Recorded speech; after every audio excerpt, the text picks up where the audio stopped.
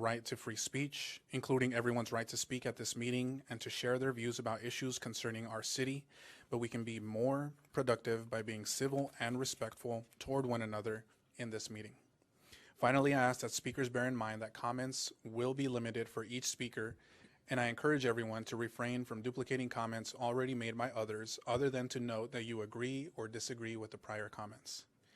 In order to preserve the meeting decorum, council and staff will not respond during public comments. Any council comments or questions to staff may be addressed during the council closing comments.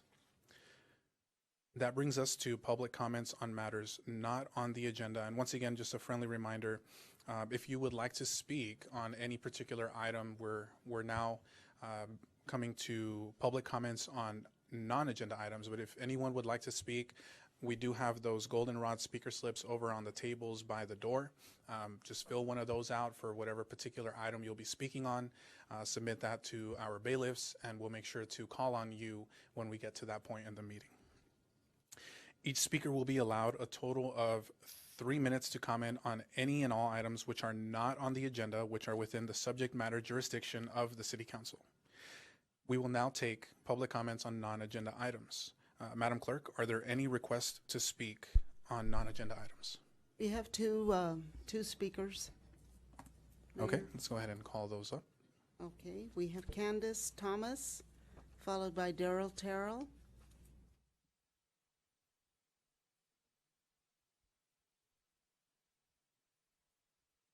Good evening, Ms. Thomas. Yes, right up here.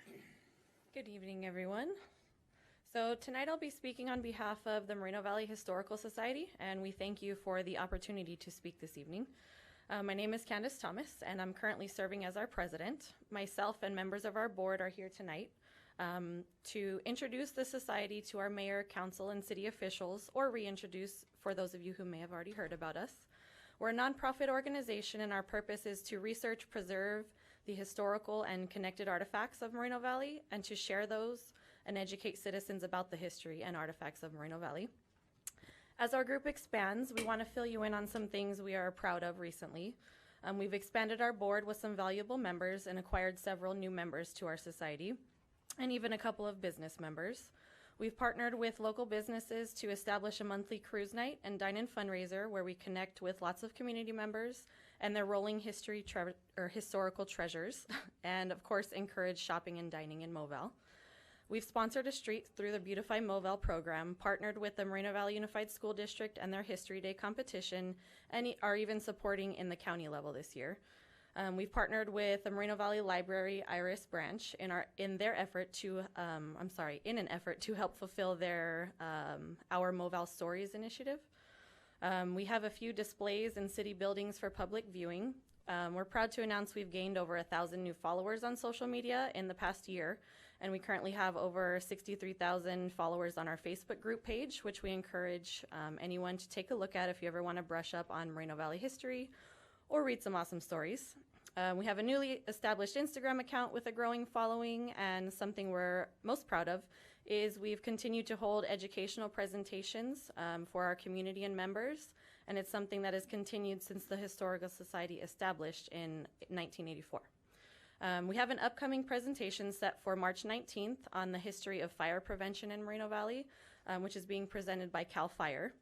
And we'd like to invite each of you to the presentation if it fits in your schedule. It will be held at the Edgemont Community Center from 5:30 to 6:30 p.m., and we'd love to have you there. And if it's okay with you all, we can provide you with more information and details via email of our upcoming events. Each of our endeavors allows us to connect with people, provide historical and informative information, preserve our history, and we're looking to expand, make more connections, and hopefully eventually gain the knowledge, input, and support of our City Council. Mayor Cabrera has generously accepted our request to meet and discuss in further detail who we are, what we do, and what we're hoping to grow for our community, so we thank you for that. And we're grateful for the opportunity to speak tonight and looking forward to your input, support, and ideas. Thank you. Thank you.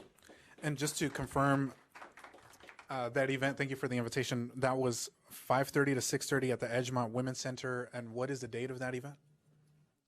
Sunday, March 19th from 5:30 to 6:30. March 19th. Excellent. Thank you. Thank you very much. Okay, the next three speakers are Daryl Terrell, Sarah Lytle, and Christopher Baca. Good evening. My name is Daryl Terrell. When AB 1482 became state law, it was supposed to protect our residents against no-fault evictions. Even with these protections, more of our residents continue to find themselves at the receiving end of an eviction notice and homelessness. However, under AB 1482, we can enact an ordinance that is more protective than AB 1482. It has to be more protective than, as I said again, 1482. If it does, our ordinance will supersede state law. This is what I'm bringing to the table tonight. I'm submitting into the public record a proposed residential tenant protection ordinance. Its aim is to protect our residents from eviction through no fault of their own. This proposed ordinance goes a step further than AB 1482 by imposing stricter requirements on those pursuing no-fault evictions. One of those provisions stipulates that apartment owners must pay tenants relocation fees up to 2 months' rent. State law exempts 15 years or older or younger, but this proposed ordinance applies to all apartments. Also, this proposed ordinance exempts an owner living on a property renting no more than 2 units or bedrooms. In addition, under this ordinance, tenants who get an at-fault eviction notice will be given more time to remedy their violations. Currently, there is no requirement to allow a renter to fix an issue before being served an eviction notice beyond the minimum state noticing laws. Furthermore, it identifies 8 more types of landlord harassments than the state, including not allowing a landlord to verbally abuse or threaten a tenant, or influencing a vacancy through fraud or coercion and refusing to pay their rent if their property, if there's substantial damage, not caused by them, but because the tenant decided, the owner decided not to fix it for whatever reason. This ordinance is intended to encourage landlords and tenants to resolve their disputes, but the city will step in some situations, including appealing to the property owners for fraud, threats, or shutting down a tenant's utilities. So what I'm presenting to you is a first step in providing protection to our residents who live in apartments. We got a lot of people live in apartments. This, I hope, brings protection to these folks. Thank you. The next three speakers are Christopher Baca, Sarah Lytle, and Tom Gerald Sr.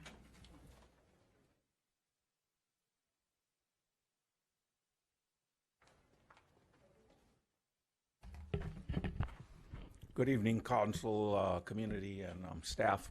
I'm here to talk about predatory towing practices from a local tow company that the city has a contract with, who is Pepis Towing here in Moreno Valley.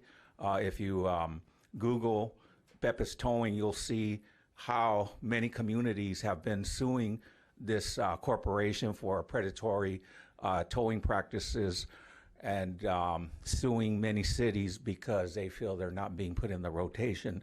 I would suggest the city would remove them from the rotation until the lawsuits are settled.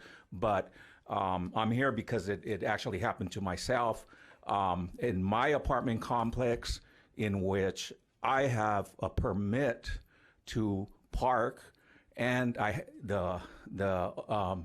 given the management my copy of my DMV. Pepis Towing is going at 3, 4 in the morning and checking to make sure people are displaying their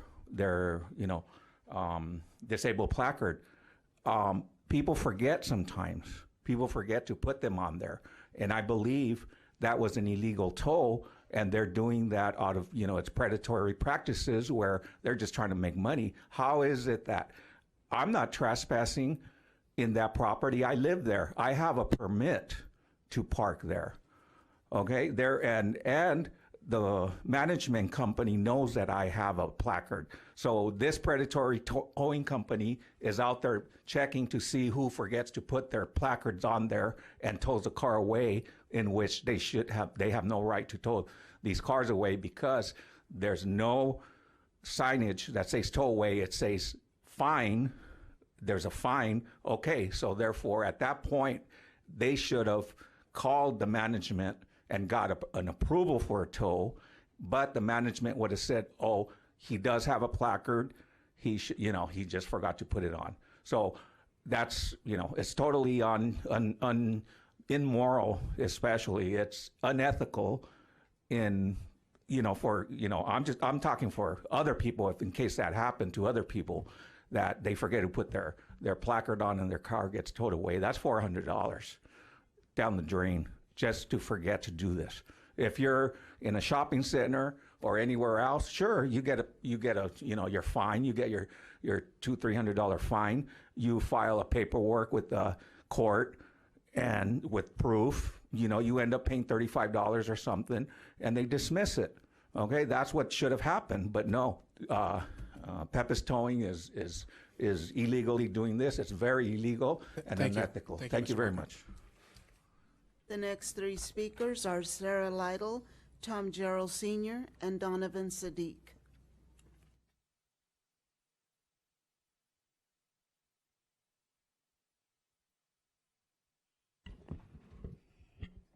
Hello.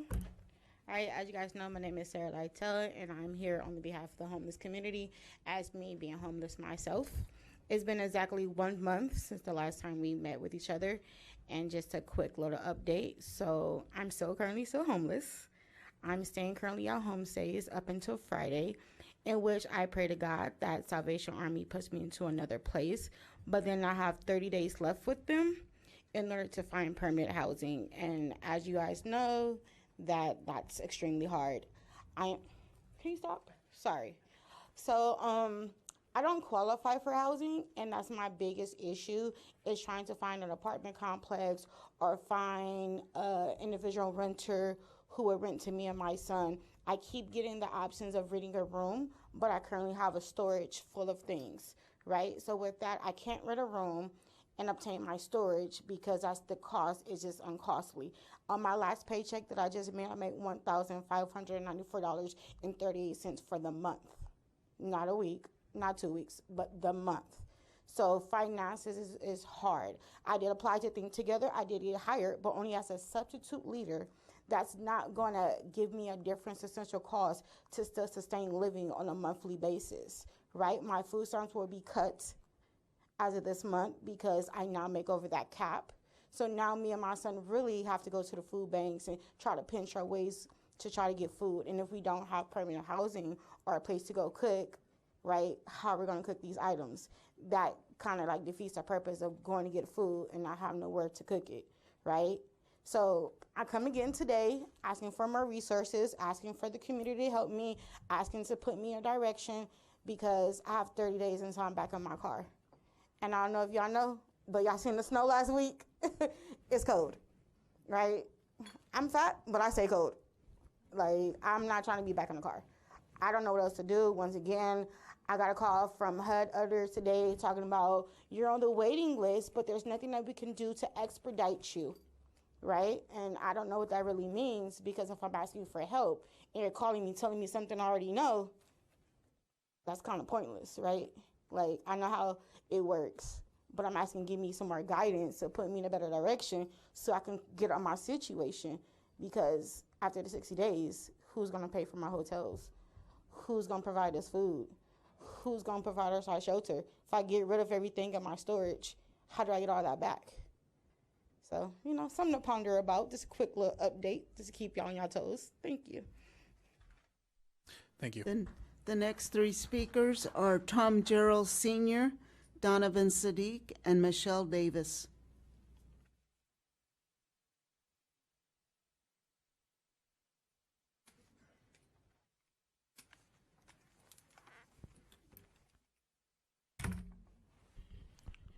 we have somebody enjoying the position here with their mom.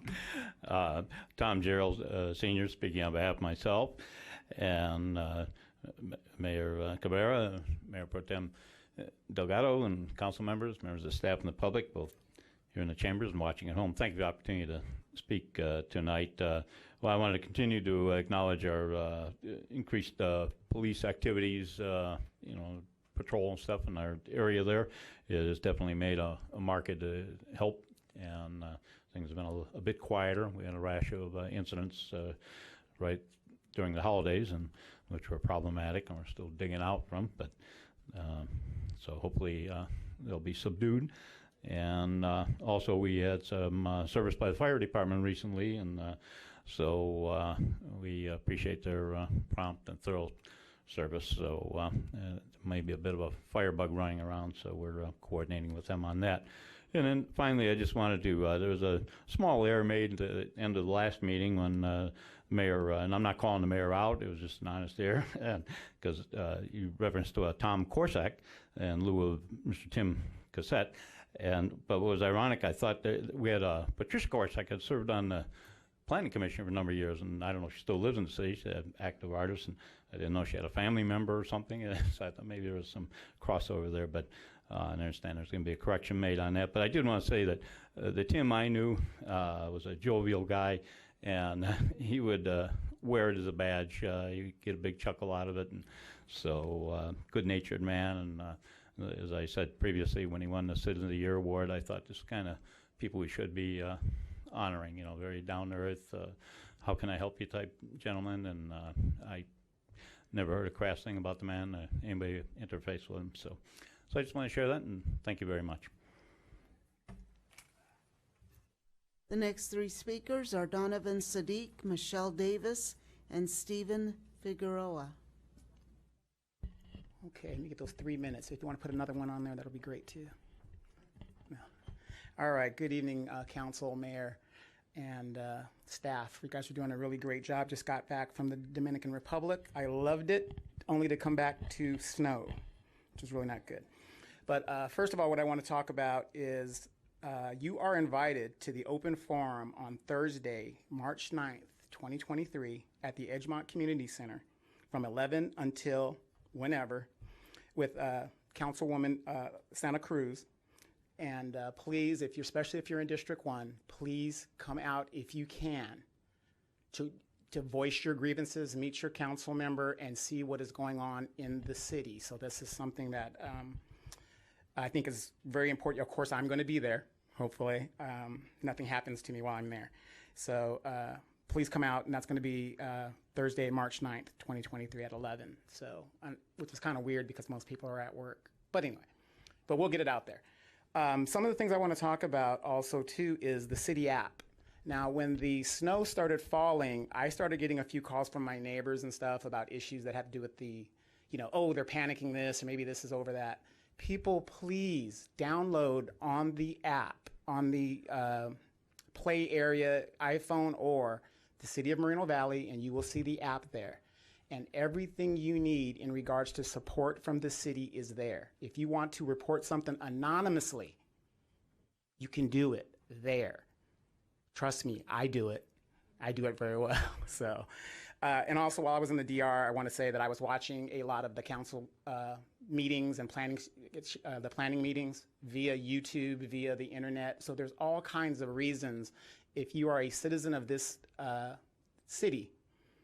And I know you guys are commuting and making that good money, oh God, that good money, but you can still be engaged with the city and what's going on and how we're doing things over here. There's a lot of projects going on behind the scenes that I think a lot of people would be interested in to know. Staff doesn't get enough credit for bringing those projects to the city of Moreno Valley. And last but not least, I want to give a special shout out. We always talk about our law enforcement, which is great. Our law enforcement's great, but we never really talk about our future law enforcement, which is the Explorers and the sergeant, whoever runs the Explorers. You guys do a great job, and let's give them a round of applause because these guys come here and and watch our foolishness as we do what we're supposed to be doing. And Mayor, again, it's a new regime. It's a new thing so far. What you guys are doing is great. Councilman Bernard, all the new staff. Again, you're doing great. You've got great counsel up there. You've got great advisors. Continue to use those and move the city forward. Thank you. The next three speakers are Michelle Davis, Stephen Figueroa, and Luis Palomares. Good evening, all. Good evening, Mayor and the staff and the rest of the joining committee. As you all know, it's been a long time coming. You know, when I came out here to Moreno Valley, I came with my foot on the ground, my feet to the ground, you know, knocking down doors, never giving up, persevering, doing everything that I needed to do in order to bring my program, A Better You. TTAG stands for Terrific Teams, Terrific Teams Achieving Greatness. And with the help of the Building and Safety and the Planning Committee, I was able, like I said, to make sure that I was able to get my certificate of occupancy, and everything from there just started to flourish. I ended up joining the Chamber of Commerce, so I was able to go and be welcomed in and aboard. So I just want to invite everybody that could to come out to the ribbon cutting. It's a mentoring, intervention, and prevention youth program, and I would like to invite all that can come out on March the 15th at 11:30. I know it'll be everybody's lunch break, and believe me, I have great food, not snacks. I have a person coming out from Sacramento, one of my daughters that's a traveling chef that's gonna cater the event. Make sure you bring your raffles, and your business cards, because I'll be raffling off beautiful gifts to people that bring their business cards, as well as the Unified School District. I'll make sure that, you know, I pull from different schools to make sure they get 3 free enrollments for children that will come and be a part of that, as well as bring your cash for the fundraiser, because I'll have beautiful gifts for those that does that as well. I do have a flyer, so, you know, if anyone is interested in coming and seeing the vision that God has given me to come and bring this great program to this community, I'm all open for the support, the love, and the volunteers that someone would love to pour in to youth, and not only youth, but to parents like the young lady there that is dealing with homelessness. And, you know, just sometimes I've been there and I had a baby and I stepped in a car at the age of 16. And, you know, it's just sometimes you got to leave outside of your region in order to get those services until they do come into the community. And I know that you all are working hard and diligently to make sure that you guys are in a position to provide those services. But I do know, based upon your age, some people in Los Angeles that would be willing to help you. So God bless, and I look forward to seeing you all there. The next three speakers are Stephen Figueroa, Luis Palomares, and Bob Palomares. Good afternoon, Steve Figueroa with the Inland Empire Latino Coalition. I heard somebody earlier speak on Pepe's Towing, and that's one of the reasons I'm here. If you don't have a copy of the litigation, you should get it. And their predatory practices toward Latinos and African Americans that is occurring. This business practice is now being investigated by the state attorney general was off. And if you have a contract with them, you need to investigate if they're doing it in your community. And this should be made public for your citizens and your voters here to see if their car is being illegally towed, including having spotters there, which is illegal, to see if somebody's illegally parked when they're not illegally parked, when law enforcement hasn't even called or the management hasn't called to have the car tow away, to unilaterally tow the vehicles. Now, who are these people? I have, got the lawsuit. They have a list of names and people. Something you really need to look at to make sure they're not doing it in your city. Why? I'm an advocate, like Victoria Baca West, for children with disabilities. So these cars belong to families with children with disabilities, to people on unemployment, to homeless. This means somebody couldn't get to work to pay their taxes. Somebody didn't have a place to sleep that night. because of their practices and the millions of dollars they're taking out of our community. And you know what? Even when they do it legit, they don't put nothing back in our communities. They don't donate to the local charities. They're getting filthy rich. I know the same thing they're investigating in Cucamonga for the same practices and other areas. So we're going around to all the cities in the IE to say, hey, are you a victim? You need to look at this litigation, but you need to be progressive and reactive in protecting those who have a vehicle, those people of color that he seems to target. You know, I know the guy, he likes to play like victim, like, oh, I'm the victim of civil rights. I sued the San Bernardino city. He's a businessman with a sophisticated lawyer that likes to sue cities. That's the bottom line. You know, look at the litigation. But if you look at this right here, you need to protect your city. If you have a contract with them, you need to sever it just based on this investigation and what it has in it. Protect your city. You have a duty to do that. Thank you very much. Next two speakers are Luis Palomares, followed by Bob Palomares.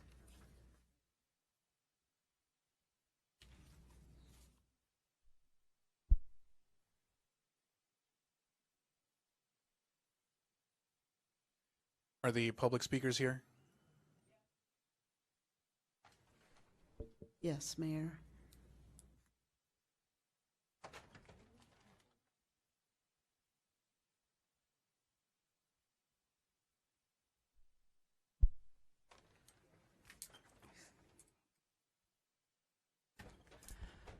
Luis Palomares, community activist. Yes, I'm here today because there's a lot of issues going on in our city. I hope we're not going to have another 5-hour meeting. Wow. We've been having some long meetings, and you know, everybody's got to go home. Everybody's got a job. I know you don't, Cabrera. Your job is always on a campaign trail. It never ends. I heard the town hall. It was all scripted. All scripted, even the questions. One guy asked you a question, and you kind of stumbled because I guess he got in there some way in the call. Now, I think you were supposed to be at the Arts Commission or the Arts. You weren't there. Come on. And Mark is here again. He was supposed to be at a meeting yesterday. One of the meetings. He's not even going. These are the people you put in there.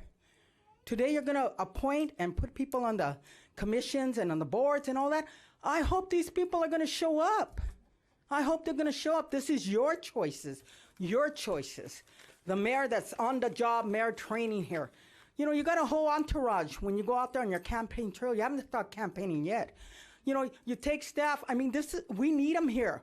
We got to take care of the hard stuff, not on a campaign trail that's never ended yet. Golly, that was November. Aren't we done there? Come on. You're everywhere. You're here, there, everywhere. Come on. What are you doing here in the city? You're always on a campaign trail. Get over it. You won. I know you're starting for the next year. I guess you're starting early. But come on. Let the staff has to do work. We got a lot of projects coming over the horizons. We got a lot of things coming over. We got projects that got to come in. What are they doing when you have them on a campaign trail? I mean, that's our tax dollars. That's our money. That's our money. Come on. I know you're learning as you go along here, but oh wow. And another thing, as far as shutting me up, if I'm here talking about anybody, family or whoever, I remember one time Mayor Gutierrez,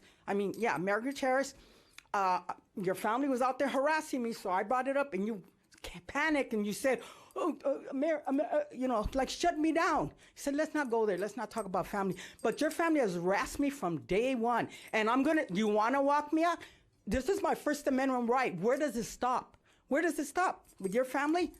Last time I was walking back to my seat and your father's going like this to me. People didn't see it, but I seen it. It's wrong. Can he hold himself to a higher standard? He's the mayor's son. He's the mayor's son. Can he hold himself to a higher standard? And like I said, your wife's approached me 4 different times. 4 different times. Teach him. Show him. This is my First Amendment right. Like I said, if you want to walk me out, handcuff me, so be it. It's going to cost the city money when I do a lawsuit. Thank you. The next two speakers are Bob Palomares and Roy Bleckard.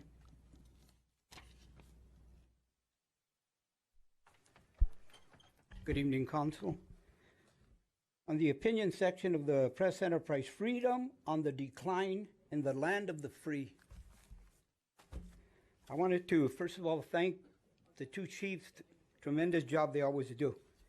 And I wonder how many people here in this council chamber are aware that there's an integrity unit out of the DA's office that watches Moreno Valley City Council. Just called, I forgot his name, but I've spoken with him. But anyway, I want to thank Ms. Bernard when we had the last council meeting when they were talking about the 9.1 acres that gentleman wants to turn into a parking lot. It got kind of confusing with so many people speaking about it, but Ms. Bernard in her closing comments, plain and simple and to the point. Thank you, ma'am. I appreciate it. Anyway, let's see if I can get this in. Cabrera, I'm wondering if you've completed your ethics classes, or have you ever read about the First Amendment?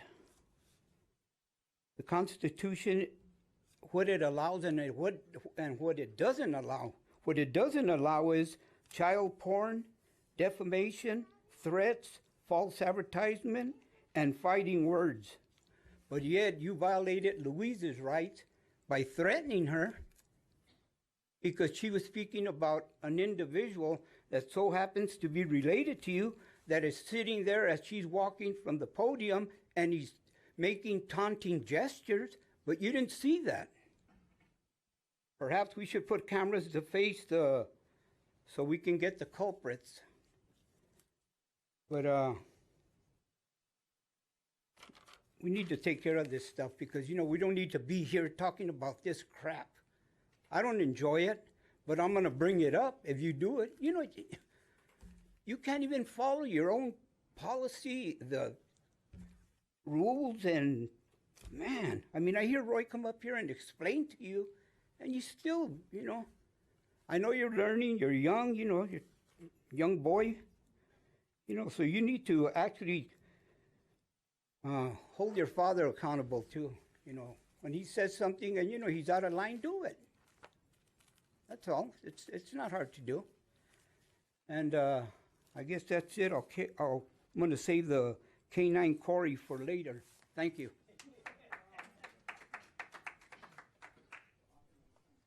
Next two speakers, Roy Bleckert and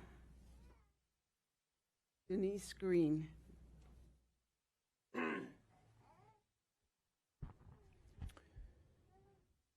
The only BS I need is beer and sunshine. Well, strike that. I came here, so we'll have to deal with the real BS. First off, I want to tell the mayor, thank you at least I want to give you some credit for when you come up here. You are giving everybody a chance to speak, giving them their allotted time. We haven't afforded that in the past. That's a good change, positive change. And I want to prove to the world I'm not really the mean guy everybody portrays me to be. If you want a preview, and we're going to be dealing with the budgets and public safety and this big thing, I implore you to watch the public comments at the Riverside County Board of Supervisors meeting this morning and pay particular attention to what I said because it's going to come up. This is the biggest contract city in the Riverside Sheriff's Department. They provide our police services. We should have, and when we're coming up with this public safety debate, and I know Sheriff Chad came out to Val Verde when there was a deal, maybe you should come up here. Maybe we should talk about conversations I've had with him in the 14 and 18 campaigns and stuff and get it all out there. Because it came out this week. LA cops agreed with me what I brought to this council in 2015 to save $35 million on a 2-year budget, put more boots officers on the ground, put more public safety, put a safer community in Moreno Valley. And as I said at that, and I want him to deny it, Mayor X at the time said, I'm not going to do it, after he was agreeing to it because Riverside Sheriff's Association was going to recall him. So what we need is an honest discussion of what's going on. People want to know. People don't know what the nuts and bolts of this and why things are going haywire, but they have to deal with it every day. That's what needs to change. I don't bring this out to criticize what happened in the past. What I don't want to happen is repeat the mistakes of the past. That should be all of our goals. That should be all what we're striving for. People want things to work. They deserve things to work. That's the tide that lifts all boats. The dissension and the backbiting and the politics will send us deeper down into the BS I'm talking about. But if you really want beer and sunshine, then listen to what I'm saying and put it into action. Final speaker is Denise Green.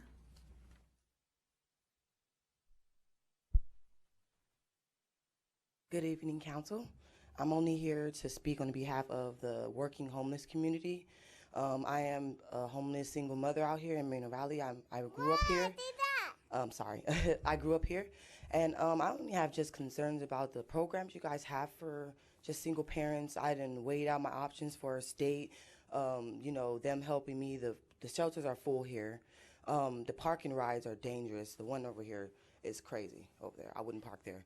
But I'm having a hard time finding housing, and I'm working. I work a job. I'm in night school, and it's really hard to find a place when, you know, the county gives me vouchers for 14 days, and then they're like, figure it out. But I have eviction under my name, and I can't find anything.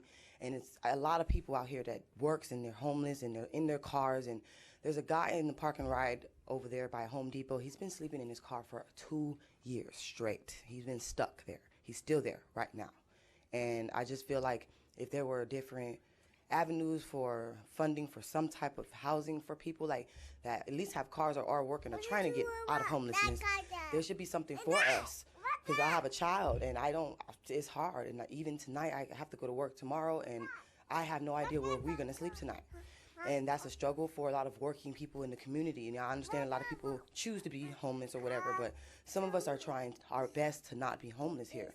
And I just don't know what steps we can take to just help people that wants help. Because a lot of people want help, but some people don't. But some of us really want the help. And so I thank you guys for providing the stuff that you guys do provide from like the county and stuff like that, but it's not enough, unfortunately. Need a little bit more for single moms out here. So that's all I have. Thank you. That concludes public comments on items not on the agenda, Mayor. Thank you, Madam Clerk, and thank you, Ms. Green, for coming as well. And just want to briefly mention that we did have that study session, but I do plan on bringing an item back so that the council can take action on one of our upcoming council meetings regarding homelessness in the city. So thank you for coming out here tonight as well. So that will conclude the public comment